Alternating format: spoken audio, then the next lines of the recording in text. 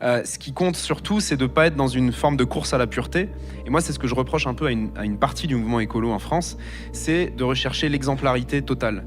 Et je pense qu'il ne faut pas chercher cette exemplarité.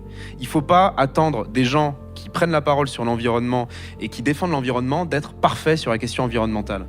On peut avoir des contradictions, on peut défendre les animaux, et oui, parfois manger de la viande, ça arrive. Il y a des gens sincèrement engagés dans des associations qui font un boulot de dingue et qui parfois mangent de la viande. Il y a des gens sincèrement engagés dans l'écologie qui, une fois de temps en temps, vont prendre l'avion pour aller en vacances. C'est vrai, ça existe. Et le problème de cette course à la pureté où on attend d'avoir que des gens exemplaires, c'est que ça fige le changement.